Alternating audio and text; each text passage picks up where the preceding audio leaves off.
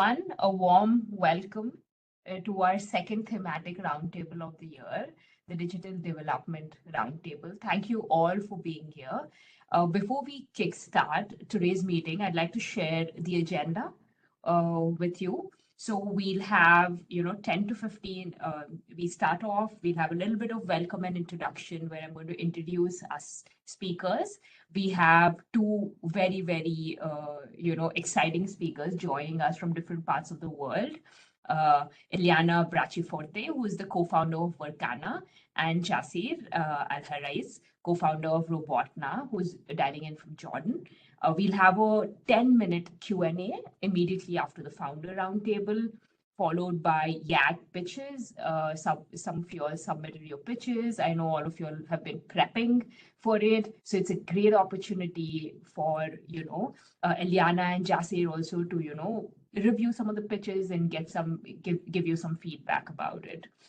And then we'll take some time at the end for closing remarks. We'll try our best to stay within the time. So welcoming all of you. Please share in the chat where you all are from, what initiative you all are working in. These meetings are also a great way for you to connect with each other and collaborate on the various projects that you all are working on.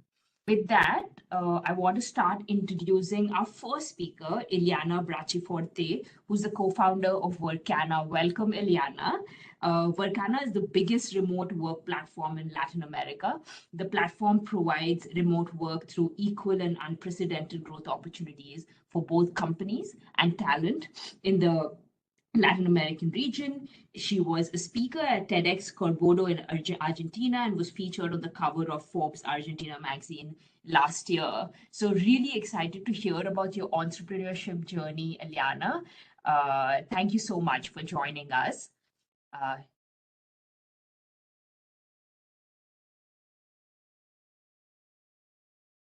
Eliana, actually, we can't hear you. Can the rest of you hear? Hi. Sorry, I was double muted. Happy to be here and sharing some stories. Thank you, Eliana. Next, we have Jaser Alharasees. So he is a World Bank Solutions for Youth Employment ex-YAG or YAG alumni. So super excited to have you from Jordan. He co-founded this very, very interesting edtech platform called Robotna, which uses robots and AI to teach science and technology to integrate it in the classroom curriculum. The organization provides these services to underdeserved communities by partnering with private and international schools, as well as governments and NGOs in the Middle East. So he was also made the Middle East Forbes 30 under 30 list last year. So congratulations and welcome to you too, Jaser. Thank you. Thank you for inviting me to be here with all of these incredible youth today. Super, super. So I'm going to, turn off my slides, but, so Eliana, first question to you. So Workana enables freelancers, gig workers to develop their professional careers independently by partnering with various private sector companies and organizations. Could you share a little bit, because this is the digital development thematic roundtable, biggest challenges in digital work today, and why and how did you go about, building this platform?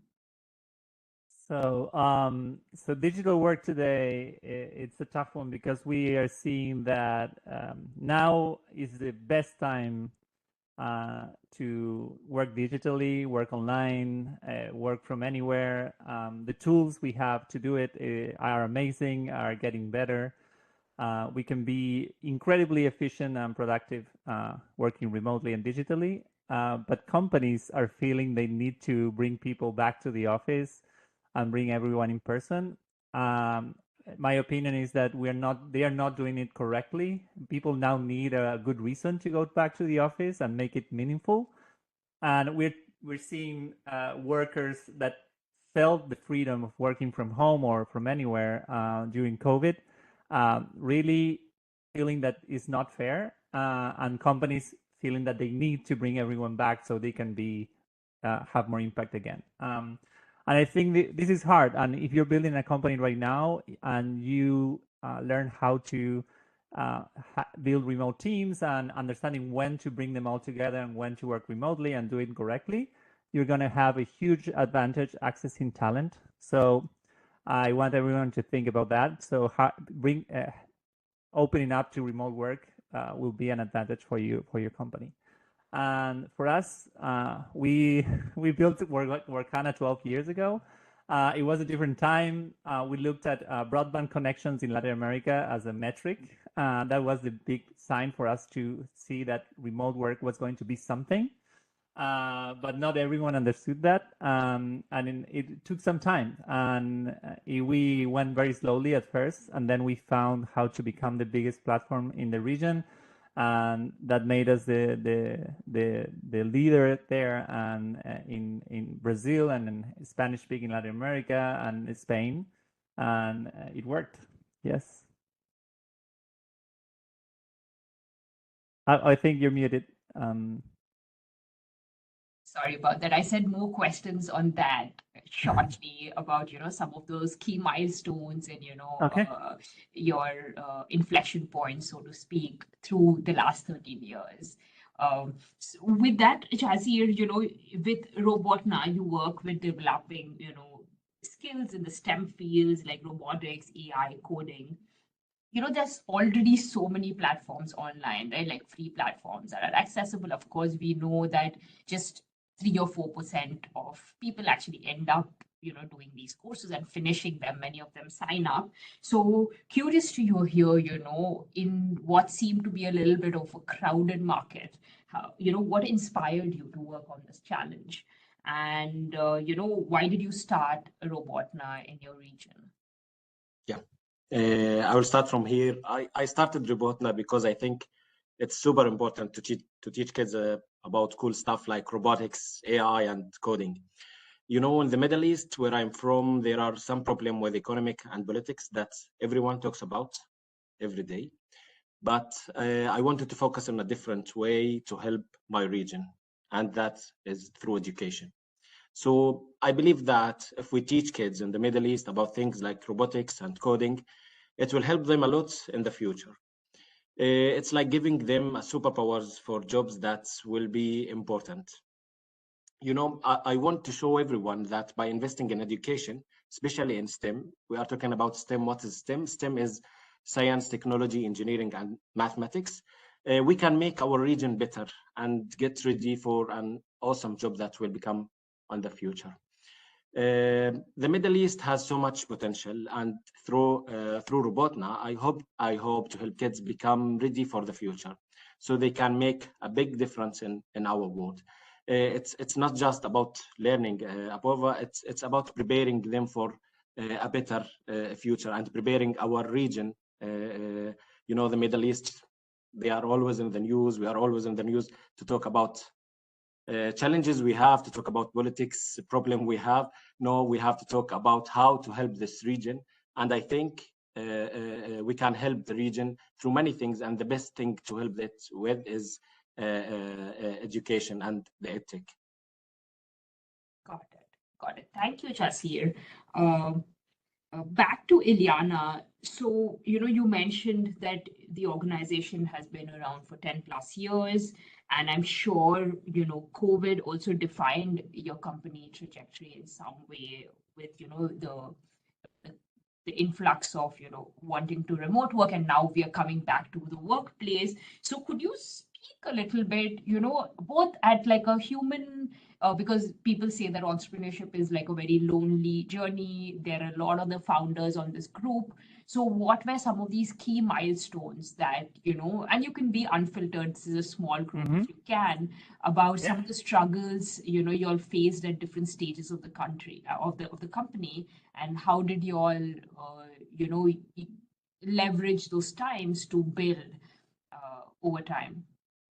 Perfect. So yeah, we were lucky that our what we thought was going to be working for us as a product market fit. So our thesis for the business was correct in the beginning.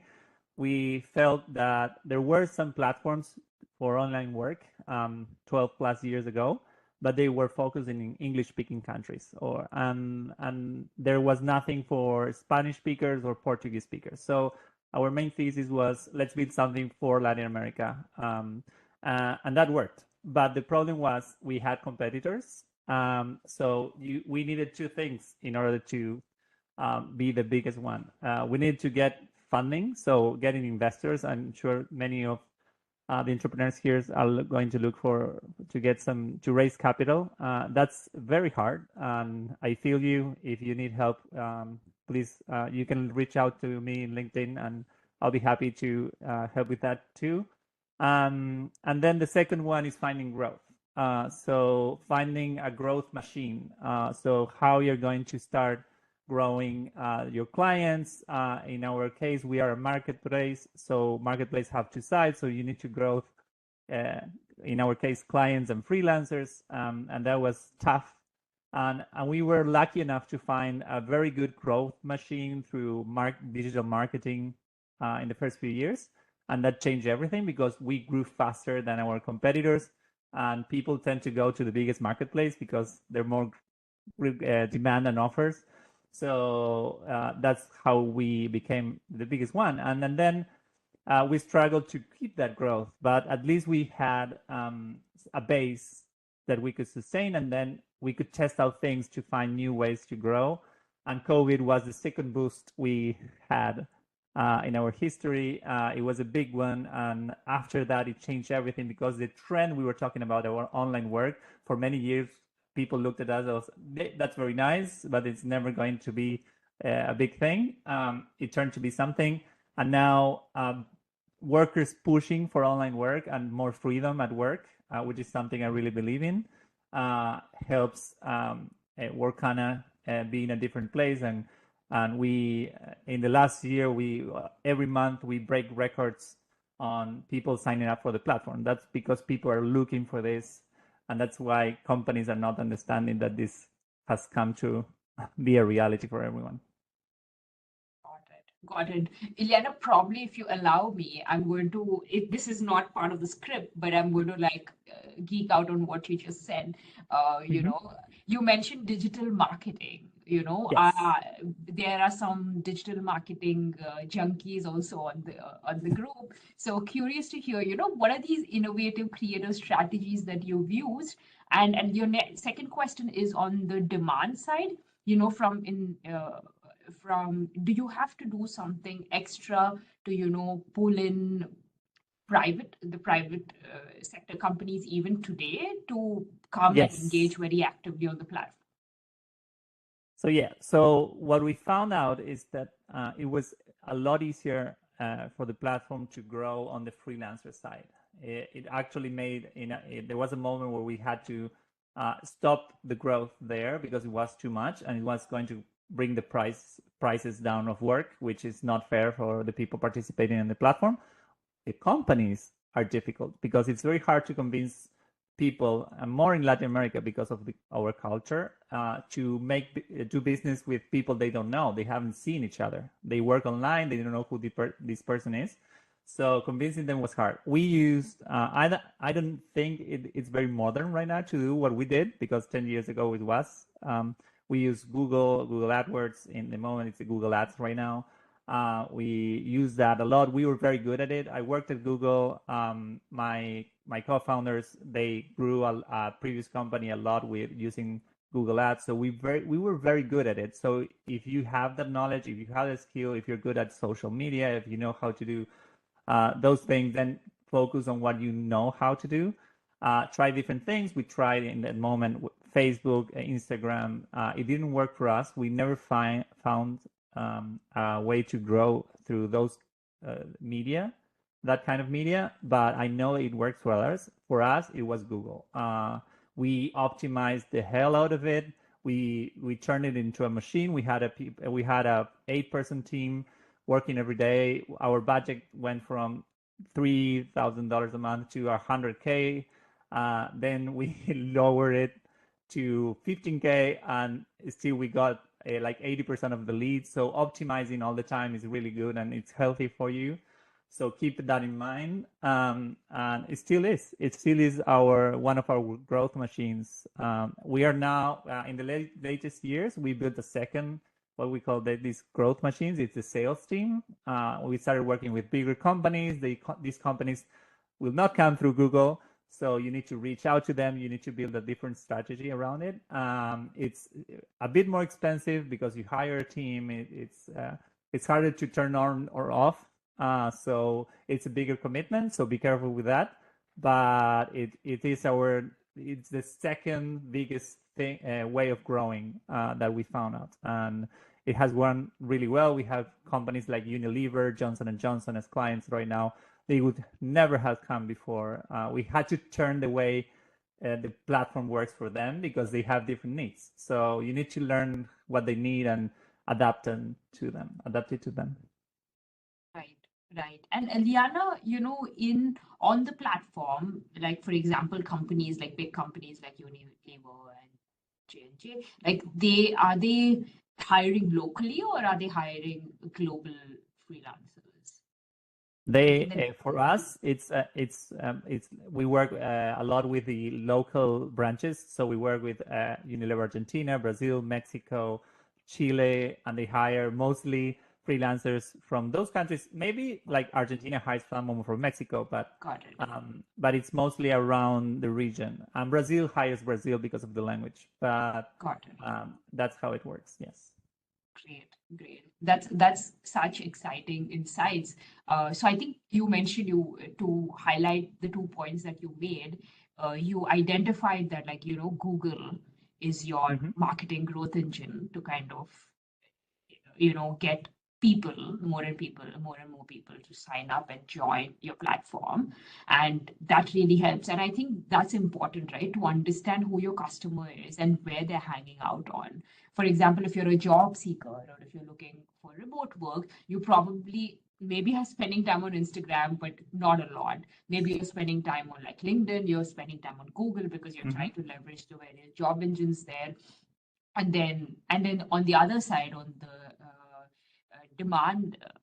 the demand side, you said that you had to hire people to reach out to these hard to reach out companies and organizations so that they open their minds about gig work and freelancing and create opportunities. Beautiful. Yeah, and the last thing maybe at PR, if your company has a good PR angle, we work a lot with the online work, freedom at work, people want to work remotely and those things. And that helped a lot because we got PR interest. I think Robotna from Jaser is also a great company to work with PR. Probably you do already a lot. If your company has that angle, use it because it's free marketing. And for us on the freelancer side, it was had a big impact. Got it. That's so true, Eliana. If a message can be amplified through PR, and if the message is positive and resonates with people, why not? And use creative storytelling to amplify the messaging. So that's a great insight for our young leaders to take home. I think with that, Jaser, Robotna has been growing steadily, as highlighted online, from doing training programs now to working with schools. I know you all have expanded over the years into doing exhibitions, competitions, and other more innovative ways to engage youth. I'm sure your organization has pivoted a few times and is continuing to kind of find what works, what you can build on, and what you can potentially eliminate. So could you share a little bit about your key milestones, and as well as the roadblocks that you and your founders face today, and how you'll go about navigating it? Yeah, sure. I will answer that. Robotna has been getting bigger and better day after day. We started with training program, as you said, and now we are teaming up with the schools and doing a lot of cool and new stuff I will talk about later. Today, we added a cool stuff like exhibitions and competitions to get kids more excited about STEM. Kids these days are not really excited to learn anything, not just STEM field. They are not excited to learn in schools or or to go to schools. But we are finding a new way to make learning more fun and excited for children. To be honest, it has been a journey with some big achievements, but it's not all smooth sailing. Every day we are figuring out how to make sure all kids, no matter where they come from, can join in with Robotna.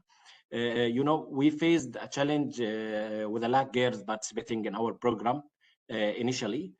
However, we have made some exciting progress over the years. Through our efforts and adjustment, we have successfully increased girl participation in our program to earn 70% in every program we started these days. So we have more girls than boys these days in our program. But at the beginning we have no girls at all at our program. So that's a great thing we had succeed in that days. I believe that everyone should have a chance to explore and enjoy STEM field, regardless of gender, because the STEM field it's really important for the future.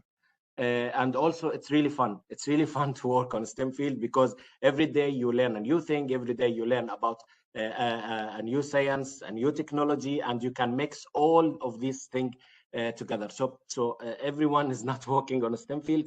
They are losing all of these funds. So to be honest, seeing more girls getting involved and excited about robotics, AI, and coding is a huge win for Robotna. About the challenges that we have, to be honest, dealing with schools and their rules can be a bit of puzzle too, because they have their own rules. Every school have its own rules, and it's really hard to make a partnership with the schools. But we are always learning and twiddling things to make sure Robotna keep rocking and helping kids to dive into the awesome world of STEM. To be honest, it's an adventure with some challenges, but we are determined to make learning fun and exciting for every kids in our region. Thank you, Jaser. Thank you. There are a lot of claps you might or might not have seen on the initiative on girls. Could you share a little bit about, we did actually, maybe Sarah, we can share the link. We did a podcast series called Women in Unconventional Jobs, actually, where we explored and spoke with different organizations all over the world, including World Bank, where we explored, how women programs are designed for more women in professions such as women in logistics, women in the tech, women in finance, women in renewable energy, the mining sector. So these are the different women in plumbing. Actually, in South Africa, we did a podcast on the case study. So there, people spoke about different ways how they kind of broke these barriers. So do you remember anything specific that you all did that kind of resulted any certain messaging or way that you're attracted so many women into the program? Yeah, to be honest, at the beginning, I'm talking about 10 years before. Now we wanted to start a small program in a small village in south of Jordan. It's called the Tafila. It was really hard to start this program for many reasons, especially in girls' schools. At the beginning, I started to teach my colleague in the universities about robotics and coding, and we wanted to start an initiative in that village, so we can go all together to that school to learn to teach kids about this stuff. But we faced a big problem there, that you are a male or you are a man, and you cannot enter our school to teach the kids or the girls these kind of things. And the principals of the schools, they didn't really give an importance for this kind of what is robotics, why it's important for our girls. It's not really important for them. So that was the biggest challenge to have at the beginning of the initiative of Robotna. So we have made some adjustment. To be honest, I go to my colleague in the universities, my female colleagues. I give them a full course about robotics and coding, and they now, in that time, they go to that school to teach the girls in the schools about robotics and coding. Nowadays, it's easier because everybody know that AI is everywhere. AI is important. Coding is important. Their parents know that it's really important. So now we have hundreds of applications from schools that asking us to start our program in their schools to prepare their kids for the future. We did really a bit and a lots of program for girls. We have the biggest program for girls we started in Robotna. It's called Robotna Girls. In Robotna Girls, it's an annual program. It's only for girls from East Amman. East Amman, it's underprivileged area of Amman. So we started this program only for these girls from this region, and we only choose 10 girls from this region. We received thousands of applications for this program, but we only choose 10 girls for this program. We give them a full training, 2-year programs in coding, AI, and robotics. And at the end of this program, they become the tech influencer for the region. And we support them to participate in every competitions that they want in the field of robotics and coding. Every conference, we give them a full sponsorship to participate in any of these programs, but they have to influence all the kids in their regions about the importance of robotics, AI, and coding. And every year we received more than 10,000 applications to participate in this program. And this is a good sign that many girls are getting interested about robotics and coding year after year. Incredible story, Jaser. This is amazing. And if you have any of these girls, please recommend them to join our YAG also if they're between 19 and 29 years old. We would love to invite. We'll probably do another call in the middle of the year in a few months. So would love to have some of them here and participate in World Bank activities and use their voice in their regions also. So that's great. With that, I want to, there are a few more questions, but I'm going to move it to the audience. We got the first question from Tanmay. Please keep adding your questions here and we'll unmute you as we go. Tanmay, I'll probably unmute you and you can ask your question directly to Jaser. So, Jaser, first of all, very inspiring to hear you, and especially that mentioned that as entrepreneurs we have to create the change and help the region, and not rather wait for anybody. So, 2 questions: what motivated you to work in this field of education? How did you get here? And what's your moonshot? What do you want to achieve in the long term? What is that bigger change you're striving towards? Thank you for this question. It's really a nice question. What's making me work in the education field? I saw everyone is working in all different ways to solve the world problem, but they always focus on politics and economics. They think these 2 things will help the world in the future. But I think differently. I think we should look for the roots of this problem. Why in our third world countries we have a bad politicians, a bad economic people controlling us? Because for many reasons, and one of the biggest reasons for this is that the education in our region is not really perfect, and it's need a lot of work to become better and better every day. So if we started to teach kids what is the future, what you will work on the future, what's the future jobs, what you should study in the university. I know in most countries, especially in the Middle East, a lots of high school students, when they graduate, they start to look and study in not important majors in university. They look for to become an especially in Jordan, everybody wants to become a doctor or an engineer. No one is looking for coding. No one is looking for AI. There is a lot of things to study in the region. And I think one of the best way to make our region better is education, to be honest. What I want from Robotna to become in the future, day after day, Robotna become bigger and bigger. We have a lot of initiative in Robotna. In Washington Post, they do an interview with us, and they mentioned us as the Robin Hood of the Middle East. So because we teach the school and private school and international school for a fees, and we take these fees to teach the kids in underprivileged area for free. So we want to reach everyone in our region and prepare them for the future. That's a great model. I think, Jaser, that is called the cross-subsidization model, which is an incredible model that you spoke about, where you charge paying customers who can afford it and, cross-subsidize it to, other folks who can't. So that's really very interesting and insightful model that you shared with us. So with that, we have a next question from Simon. So Simon, I'm going to unmute you.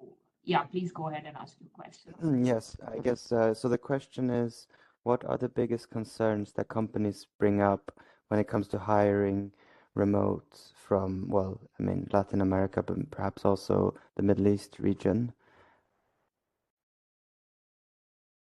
I think I'll just add a little Yeah. tangent also to the question, Eliana, is, I think me and Simon were having these conversations. How did you end up getting those first customers to believe in you?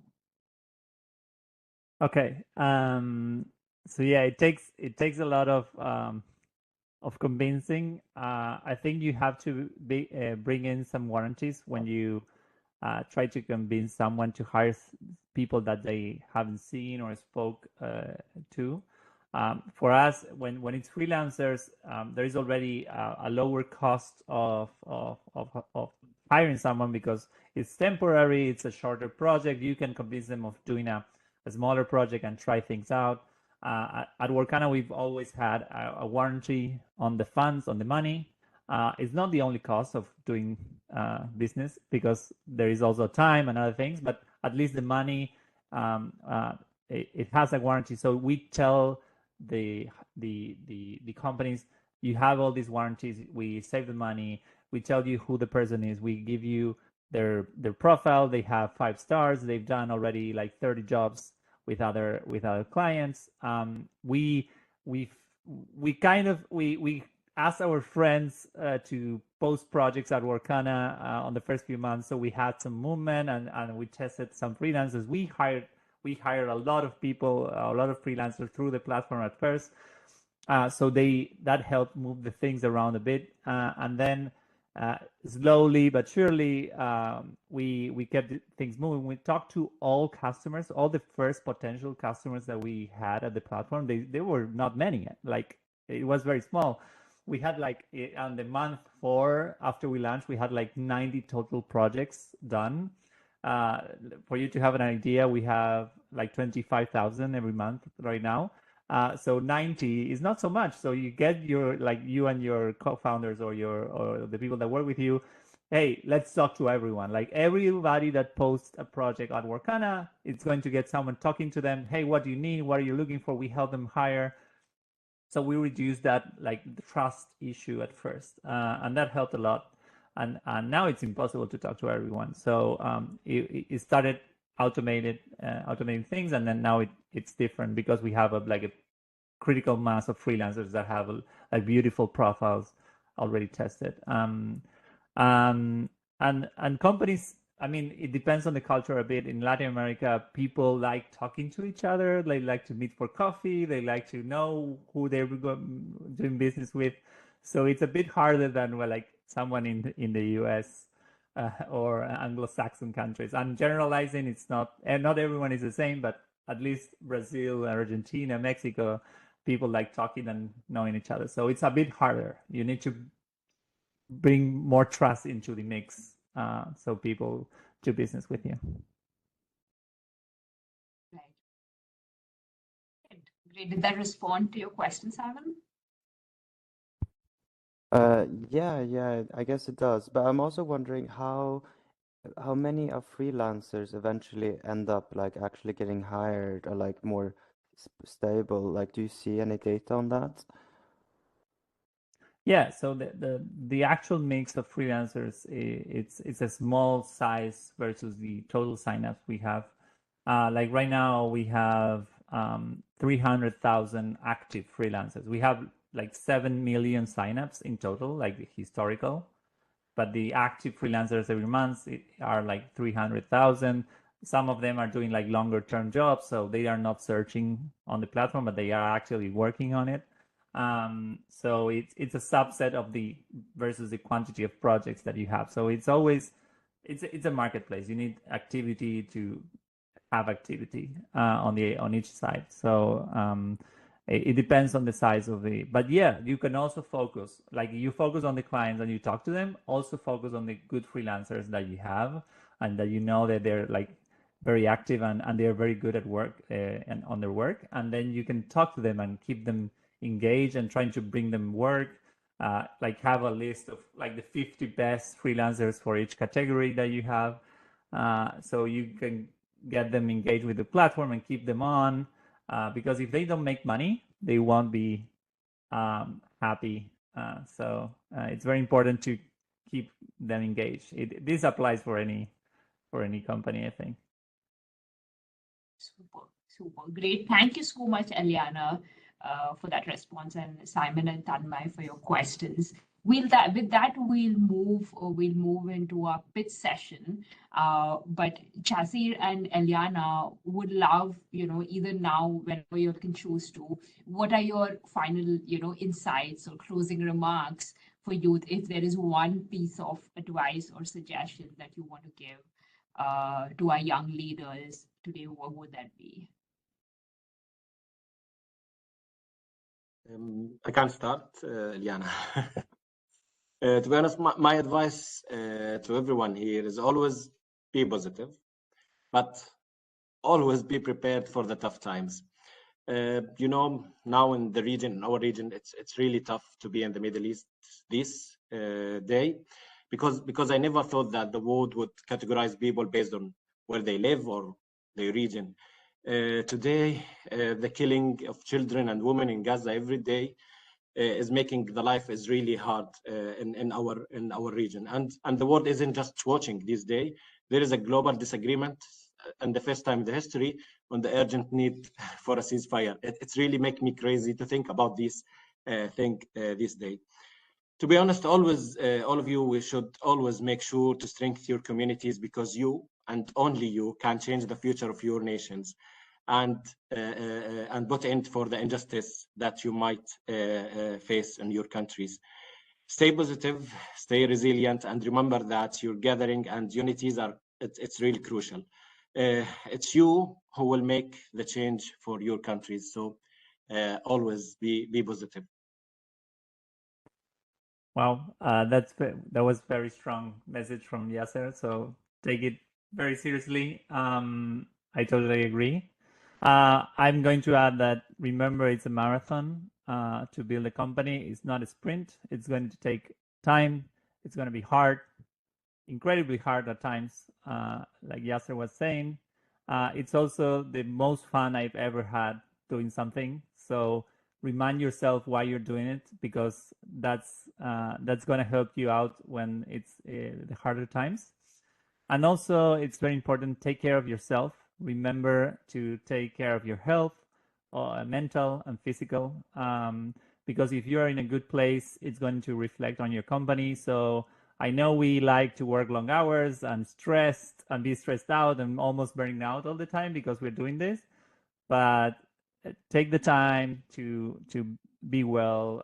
What makes you happy, it's good time invested, because then you're going to work better. So that I learned the hard way. So remind yourself of that.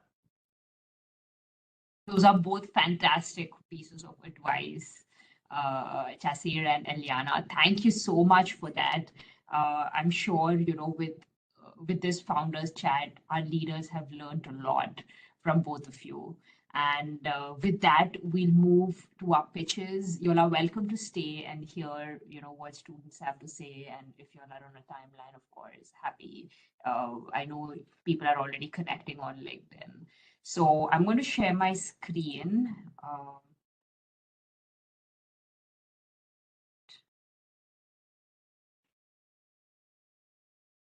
Okay, so first we have Emily, who's pitching. So Emily, are you around? Hi, Apoorva. Yes, I am. Hi, Emily. Please go ahead and share your pitch with us. Tell us what you're doing, where you're dialing in from.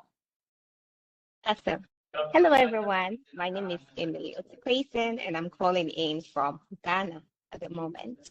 I am the founder of Diggerly, and interestingly, I work with the Ghana Remote Online Work. I'm also in Ghana in partnership with the Mastercard Foundation and Generation. And our goal is simple, ensuring that young Ghanaians have access to digital skills to be able to work in the freelance and the remote work space. And currently, we can't emphasize the importance of digital marketing skills for young people. So that's what we basically do, offering freelance work training to them, a community for them to fall on and to have that support they need to be able to grow their business, and also providing continuous and ongoing mentorship and coaching. And so today I'm calling on you all that the demand is really high, and then I'm looking forward to further partnership with any young member here, and then possibly anybody who is interested in the digital marketing space for further collaboration. Thank you so much. Thank you so much for that, Emily. Also, can you all adjust your voices? You were a little bit soft, but the upcoming speakers, please, if you can adjust your voices so you're slightly louder. But thank you for that pitch and sharing with us about your experience. Next up is Olajai. Are you around?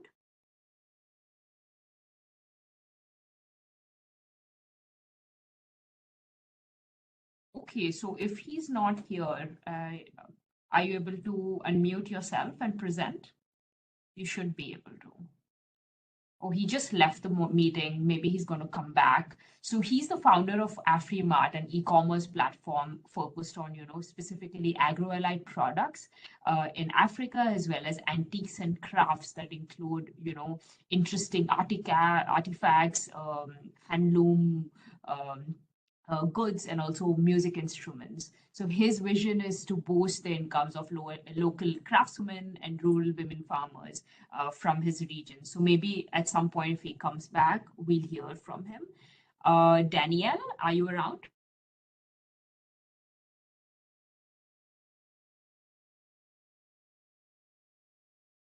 Just give a minute.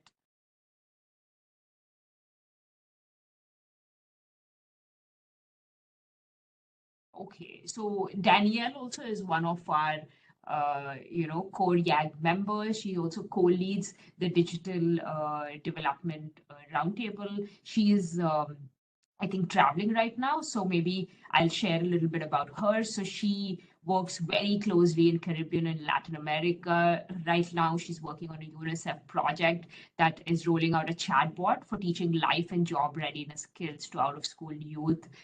In addition, Danielle sits on a lot of advocacy and leadership roundtables across the world. She also has a TV series, Gen Z, that she produces. So, of course, please connect with her if you all want to learn more about her work. I know Danielle and others from other leaders are working on a blog on digital development. So please feel free to work with her on this. Next up is Simon. Yes, hi. I'm Simon Selstrom. I'm based in Oxford, and I'm the co-founder of Directed Development Foundation, which is a non-profit that we're now converting into a social enterprise that's called Tizon. Now, what we do is we identify, train, and connect outlier potential in, at the moment, Kenya and Ethiopia, with opportunities to fill looming tech skills gaps in the West through remote work. And we target specifically students right after high school, but before university. So the problem we solve is twofold. On one hand, people lack the skills there's a lack of people with the right skills, technical and soft, in Europe. And on the other hand, we solve the second problem, which is the lack of resources, be it laptop and knowledge, to do what it takes to seize this opportunity in Africa. So what have we achieved in the past 12 months? Well, we have trained more than 200 students in a course that we developed based on Harvard's CS50 course in Python, but we adapted it so that you could do the course fully on a mobile phone. Out of those, 40 join our extremely demanding 40+ hours per week, fully remote coding boot camps, full stack web development, durable skills and entrepreneurship that boasted a 50% completion rate. And then after that, we worked with tech internship partners so that half of our graduates were able to start work as interns and getting paid for it. And that's been going on now for the past, 6-7 months. So at the moment, we are looking for partners in other parts of Africa as we want to expand. And we're also looking for more tech partners on the employer side for these internships. Great. Thank you so much, Simon. Thank you. Next up, we have Webin. Hello, can you hear me? Yes, we can, Webin. Thank you. Hi, everyone. My name is Webin Muganda. I'm from Kenya, and I'm the Deputy CEO at Asante Africa Foundation. Asante Africa Foundation is a global organization that implements in East Africa, and we integrate digital technology into education and skilling opportunities to strengthen the quality of education for young people in rural areas of East Africa and prepare them for the digital economy and the future workforce. So at Asante Africa, we believe that technology is not just about the internet or ICT infrastructure, but it's a tool to positively transform lives. And this is why we have a digital transformation strategy targeting the last 5% of communities of the disconnected youth. And we give them an opportunity to design technology solutions that will accelerate their lives and enhance access to quality education. So our DEEP program is currently, we've just finished the first pilot, and we're now in the next phase of implementation. We are looking for partners who can support us in scaling our impact, because how the program works is you go through an 18-month digital apprenticeship program, you learn and you practice. And we've seen the impact of, young people turning from being casual workers to ed tech instructors to designing technology for different learning platforms. And if anyone here is willing to support us in scaling this impact through 2 ways. One, we want to institutionalize our digital curriculum into the Technical Vocational Education and Training Institutes, also called TVETs.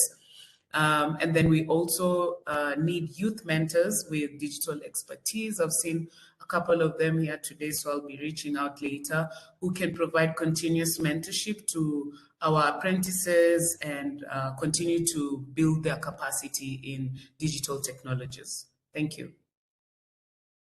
Great. Thank you so much, Webin. I think this is one example of how you all can collaborate with each other, learn from each other, and contribute to each other's projects and also grow. Next up, we have Ayan.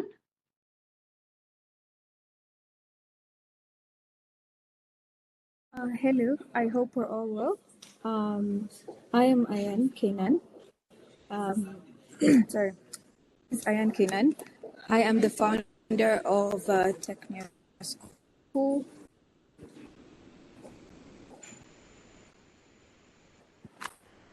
Okay. Yes, Ayan has a little bit of lag, but we can hear you. Okay. If you guys can hear me, then that's okay. So my name is Ayan Kenan. I am the founder of Technia School. I am from Kenya, and I'm working towards bridging the Africa professional skills market with Technia School, which aims technically at reducing unemployment. So we are solving this gap by, number one, immersive boot camps, which takes ideally a deep dive into demanding fields such as software engineering, data science, product management, product marketing management, and much more in terms of also cybersecurity. In these classes, we have hands-on training with digital experts in this particular fields, people who have practiced for 5, 10, 15 years, etc. And then on top of this, we also have role-based training. If you want to become a cybersecurity engineer, we would be having career coaching sessions for you to actually go through the role-based training, which is either red team or blue team or whatever else you want to do in regards to cyber defense or ideally vulnerability patching, etc. Now, our unique approach in this case is majorly simulating real life examples or real life scenarios and placing you in the shoes of this digital expert. And with this, we're able to equip you with practical learning skills and just holistically give you an opportunity to collaborate, communicate as part of the coaching as well, is to be able to make you work properly with a team. How do you solve problems, etc. And with this, we're able to mold an individual into a well-rounded professional. So with our challenge-based learning, we group people into 5 teams. Usually at work, personally, I'm an engineer. Usually at work, we have one I think product you're a manager. little bit going over time. Can you wrap up, please? Sorry. So I am looking forward to learning more about initiatives that are related to digital skilling and jobs. Thank you. Thank you for sharing with us about that fantastic initiative. Not many people are, teaching about cybersecurity. So excellent initiative, and I urge all of you all to share a little bit about in the chat the parts you missed out on. Thank you, Ayan. Next up, we have Mugisha. Boris, are you around?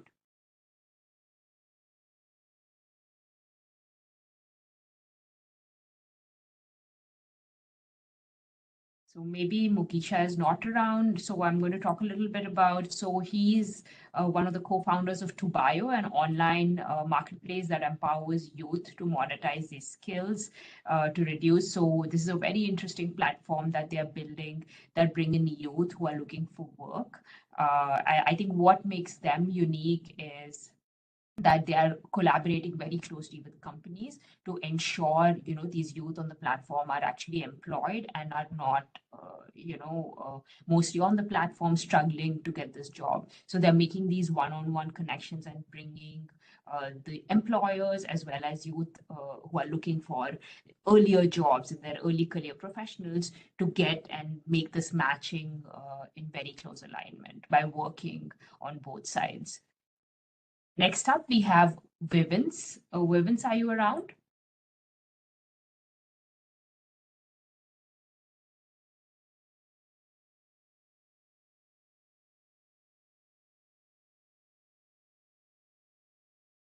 Okay, so Umrava is another Rwandan-based edtech and HR tech platform. I know that they're doing using some very interesting AI modeling and ML matching to connect job seekers to human HR teams in various companies. So this is a very interesting platform.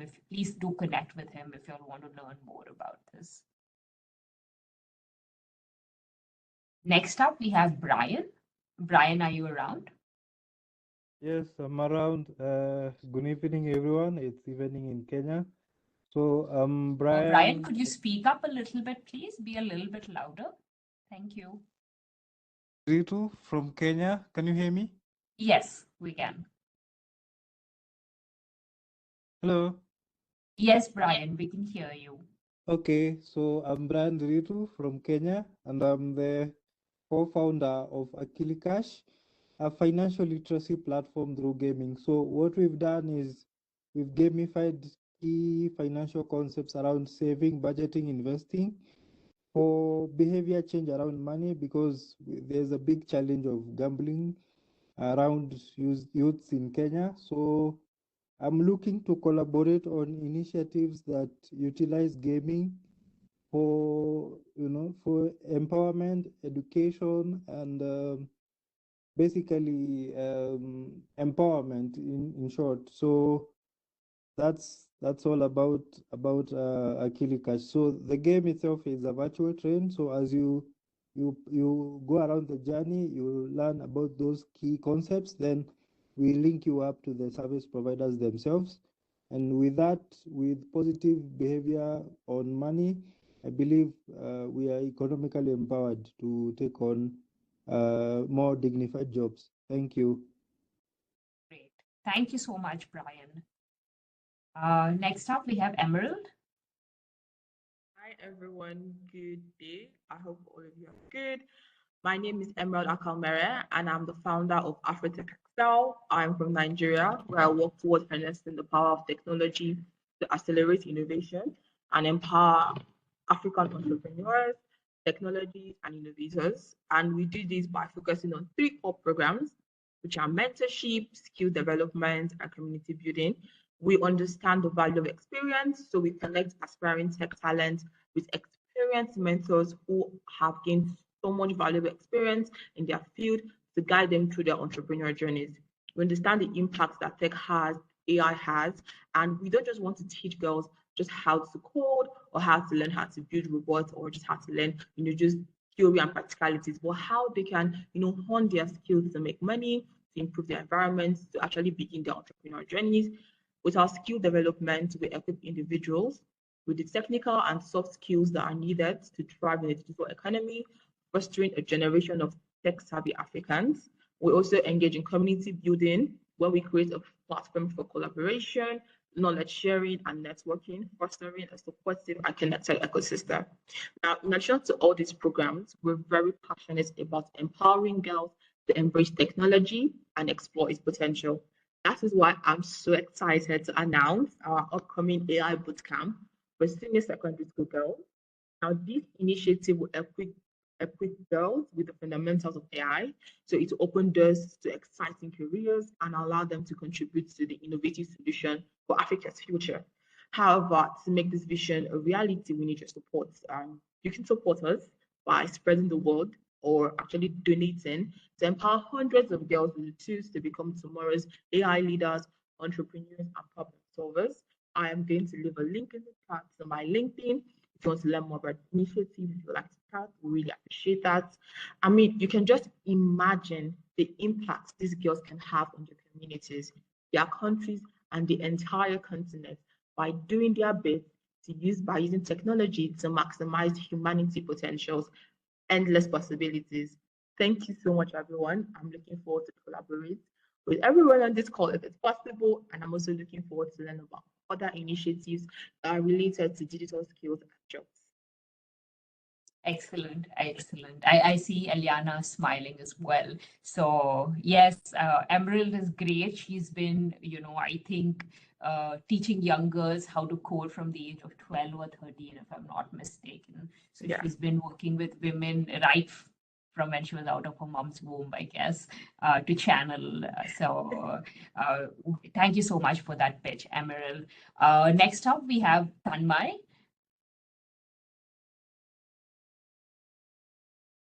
Hello everyone, my name is Tanmay.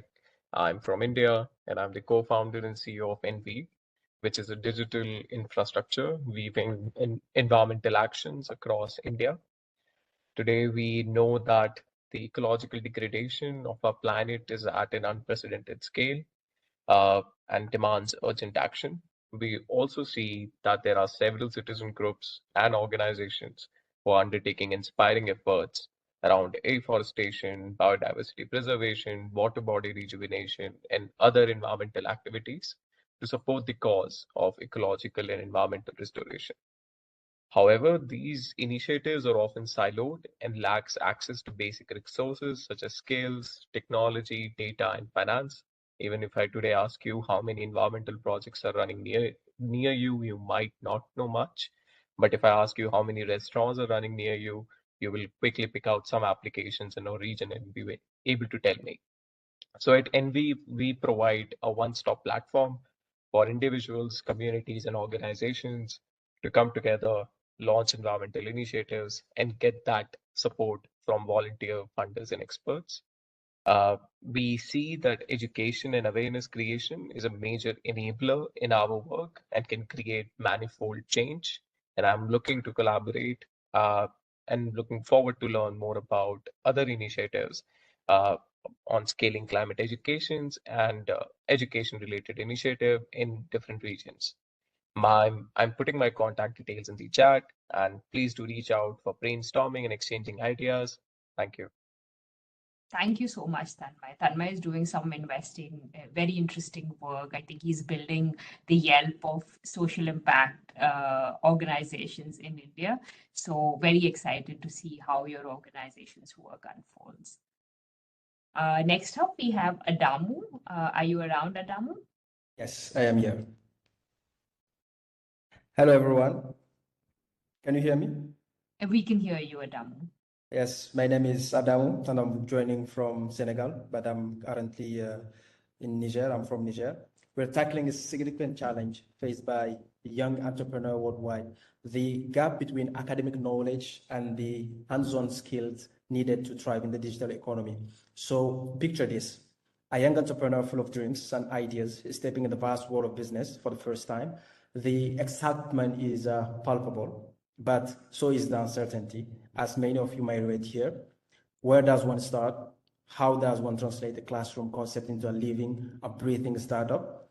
So this is where my journey began, and it's a challenge I know is shared by countless of early stage entrepreneurs across the globe. When I was first starting, I started registering my company in the United States. So I went through the entire thing for me to actually fail in the startup growing up process.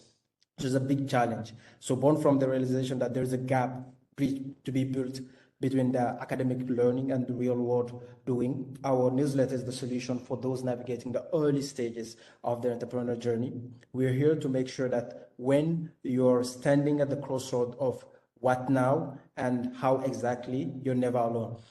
Since our launch, we have reached over 10,600 individuals across 71 countries.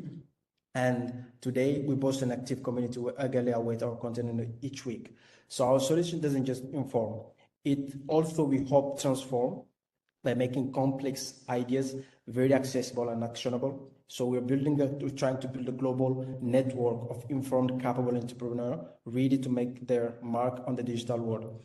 So the next step for us is to scale the kind of content we are doing to reach more entrepreneurs around the world, to connect them with higher value entrepreneurs. I saw Boris, we had a discussion with him. There was this thing they're launching with Vusi Tambakwayo, who is the South African entrepreneur, really to grow a community of like-minded entrepreneurs, to be in a situation where they're able to connect with other like-minded entrepreneurs to help them bridge that gap of what is possible and what they're actually doing, to really open them the door to go and get done that what they missed.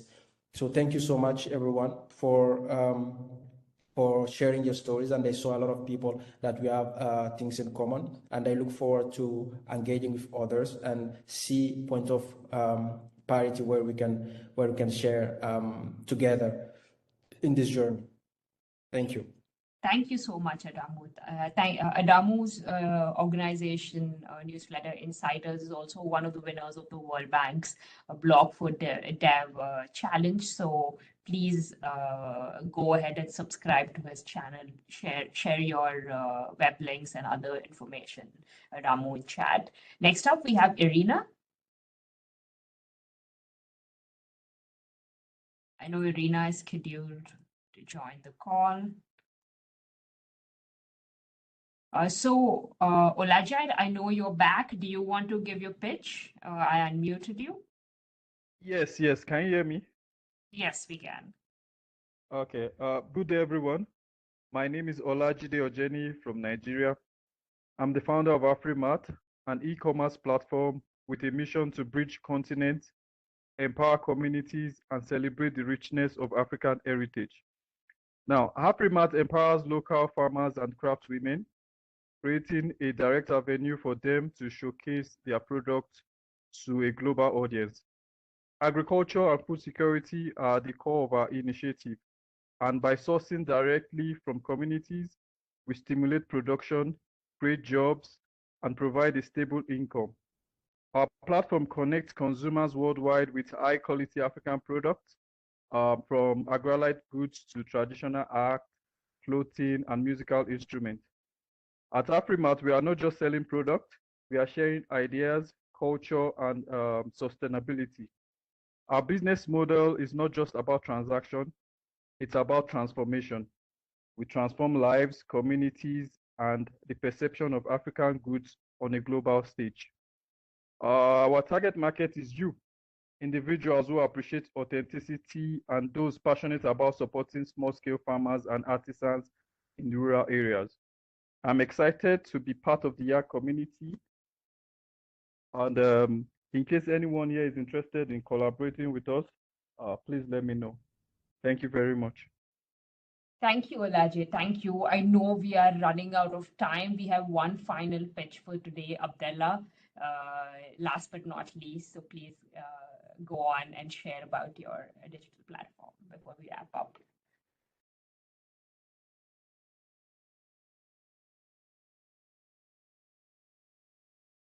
All right, thank you. Thank you, Apoorva. Hi, everyone. I'm going to try to make it quick. My name is Abdullah. I'm originally from Algeria and currently based in Massachusetts, the US.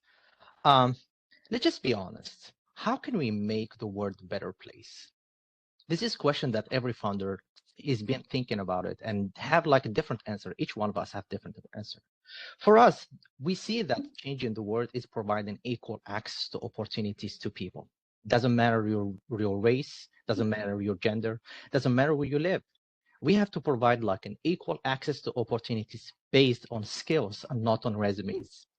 So for this reason, we have decided to create Go platform that creates basically a skills assessment platform that provide opportunities for individuals using skills instead of resumes. The AI has definitely like disrupting the place that we are working in, and anyone can write down like a really amazing, a perfect resume using ChatGPT. This is why skills assessment is very important instead of hiring on resumes. So I would like to connect with people who are working in the talent acquisition space in order to see how can we shape the process about recruitment and making it better and making it like accessible and equal to everyone. So thank you so much and looking forward to connect. Thank you so much, Abdullah. Thank you. And thank you, everyone. And Eliana, really kind of you to stay on. Our apologies that we went a little bit late. Incredible to have you and Jaser and the other, YAG members pitch their ideas and participate and share. There was a little bit of back and forth. They prepped a little bit before coming in. So thank you for sharing your ideas. And anything, please add your LinkedIn and you all are on WhatsApp groups. Anything you want to share, Eliana, before we jump out? I just love hearing pitches. Very glad to see so many companies doing many things to change the reality of third world countries around the world. People don't think about us a lot, so always happy to work with the World Bank and different institutions that do. So thank you very much for all of this. If I can help you out, everyone, reach out through LinkedIn. Some of you already did. I'm really happy to connect. And if I can do anything, if it helps, I'm happy to be there for you. Thank you so much. That's incredible help for the YAG members and for YAG leaders. Please be very thoughtful and specific about questions that you want to ask Eliana. Her organization is doing very well and her time is very precious. So please write to her. I'm building a new company. So I left Orkana a few months ago and I'm building a new company. Yeah, so I'm in the same place as you guys, maybe a little bit earlier. We are like choosing the logo this week. Wow. So yeah, I'm crazy in the same way you are. So don't worry, reach out. That's fine. We so look forward to see what you're building next with bated breath and ears. I hope you can come here to Washington, D.C. sometime soon, and hope I some would of be the very YAG happy. members also can come and you can meet them in person.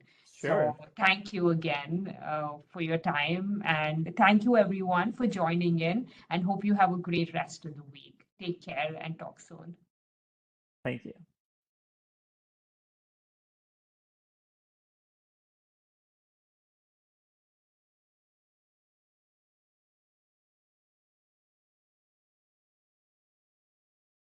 Thank you so much, Peter. Thank you.